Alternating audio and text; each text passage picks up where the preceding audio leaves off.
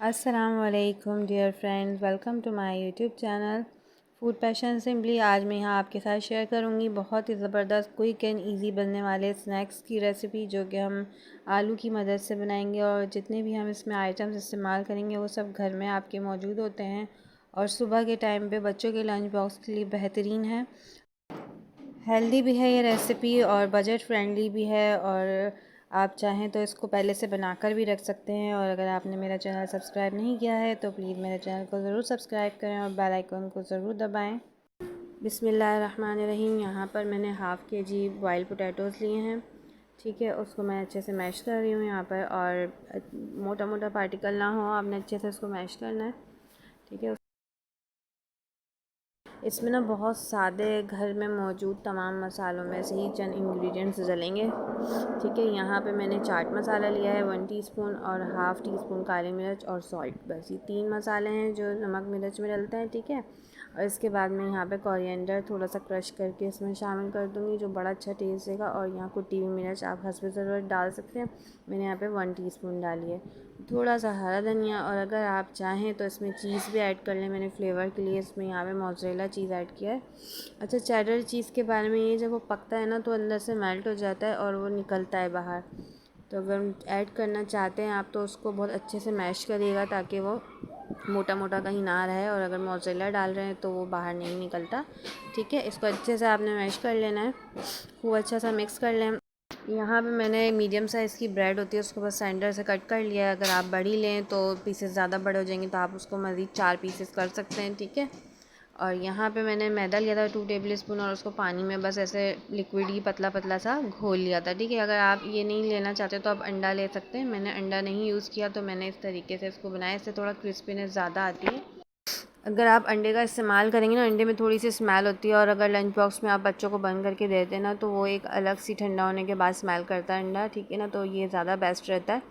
और यहाँ पे जो है ना, आपने क्या करना है कि इस तरीके से आपने इसको या तो हाथ की मदद से कर लें या स्पून की मदद से इसको आपने दबा के ना पेस्ट करना है। अगर ब्रेड आप पुरानी यूज़ कर रहे हैं तो हल्का सा ब्रेड पर थोड़ा टैप टैप वाटर कर लें और उसके बाद पानी से उसके इसको चिपकाएंगे तो इजीली चिपक जाएगी। ठीक है ना, ये ताज़ी ब्रेड थी तो ये आसानी से चिपक गई है। तो अगर 1 दिन पुरानी लेफ़्ट ओवर ब्रेड हो तो आप उससे भी इसको आसानी से बना सकते हैं। बस इस तरह हम इसको पेस्ट करते चले जाएंगे सारे। ठीक है ना, मैं इसको सारे बनाकर रख लूँगी एक साथ। अगर आपको मेरी रेसिपी पसंद आए और अच्छी लगती हों तो प्लीज़ इनको लाइक ज़रूर किया कीजिए और नीचे कमेंट भी ज़रूर करा करें, ताकि मेरी हौसला अफजाई हो और मैं इसी तरह की अच्छी अच्छी रेसिपीज़ आपके लिए ला सकूं, और जो कि बनाने में बहुत इजी होती है। ये सुबह के टाइम आप आराम से इसको बना सकते हैं, चाहें तो फ्रेश फ्रेश।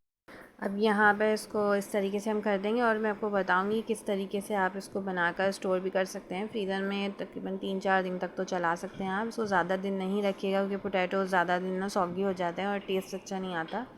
1-2 दिन के आप बना सकते हैं। ठीक है, अब यहाँ देखें मैं इसको इसमें डिप कर रही हूँ। बस आपने हल्का सा डालना और निकालना है, ज़्यादा नहीं भिगोना। और उसके बाद आपने इस तरह ब्रेड क्रम्ब पे कोट कर लेना है।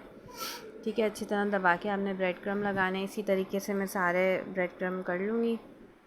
ये भी फ्रेश ब्रेड क्रम्ब है जो कि मैंने घर में बनाए हुए हैं। ब्रेड को ड्राई करके जो पुरानी लेफ़्ट ओवर बच जाती है ना, मैं उसको ड्राई कर लेती हूँ और उसके बाद उसको आप चॉपर में पीस लें या हाथ से कूट लें तो वो आराम से हो जाती है। ठीक है, बस इसी तरीके से मैं सारे कोट कर लूँगी अब। और ये सब जब कोट हो जाए ना, इस स्टेज पे आप उठा के एक अलग आप बॉक्स में रख दें एयर टाइट। तो ये 2 दिन तक 3 दिन तक इनका टेस्ट भी ख़राब नहीं होता और ये वैसे ही फ्रेश रहते हैं। आलू से बनी हुई चीज़ों को जो है ना, आप ज़्यादा दिन फ्रीज़र में या फ्रिज में स्टोर ना करें, वो सॉगी हो जाते हैं और अच्छे नहीं होते टेस्ट में भी, और उनका फ्लेवर भी चला जाता है। बस इस तरीके से आपने बनाना है सारे। और टी टाइम स्नैक्स पे भी बना सकते हैं। बस ये रेडी हैं, अब हम इनको फ्राई करने के लिए चलते हैं।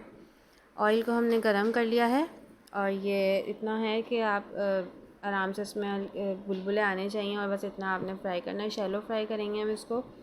बस उल्टी साइड से हम इसको डालेंगे, जहाँ पे हमने पोटैटो लगाया है उस साइड से हमने इसको नीचे रखना है, ऑयल की साइड पे। ठीक है, और मीडियम टू हाई हीट पे पकाना है हमने, क्योंकि इसमें सब चीज़ें पकी हुई हैं, कुछ भी कच्चा नहीं है कि वो हमें हल्की आंच पे इसको पकाना है। हमने सिर्फ इसको इतना पकाना है कि ये क्रिस्पी भी हो जाए और कलर भी इसका ब्राउन हो जाए। बस हमें इसको इतना फ्राई करना है और इसको बार बार पलटना नहीं है। जब ये नीचे से लगे ब्राउन हो गया तभी आपने इसको टर्न करना है। ठीक है, जस्ट 1 टाइम टर्न करना है दोनों साइड से और फिर इसको निकाल लेना है। ज़्यादा चम्मच चलाएंगे तो इसका बैटर निकलने का ख़तरा होता है।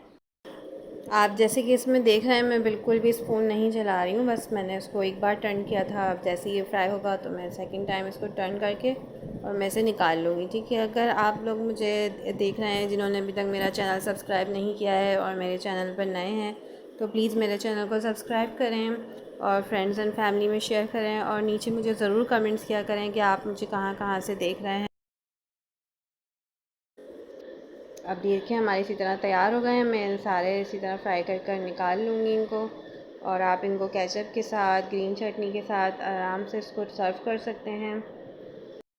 इसी तरह से मैंने दूसरा बैच भी फ्राई कर लिया था। तकरीबन ये इस रेसिपी में 7 से 8 जो है ना ये पैटीज़ बने थे। ठीक है, इसी तरीके से आप बनाएं और ये बहुत टेस्टी बनते हैं। इंशाल्लाह आपके बच्चों को, बड़ों को, घर में सबको पसंद आएंगे। मेरी फैमिली में इसको बहुत पसंद किया था सब ने जब मैंने ये बनाए थे, तो मैंने सोचा आपके साथ भी शेयर करूं। ये देखें जनाब, ये बड़े मज़ेदार और बड़ी डिलीशियस ये तैयार हुए थे, बहुत टेस्टी बने थे। और आप लोगों ने भी ट्राई करना है जिन्होंने मेरी रेसिपी को मुकम्मल देखा है। थैंक्स फॉर वाचिंग, अपना ख्याल रखिएगा। इंशाअल्लाह फिर से हाज़िर होंगी नई रेसिपीज़ के साथ नेक्स्ट वीडियो में। अल्लाह हाफिज़।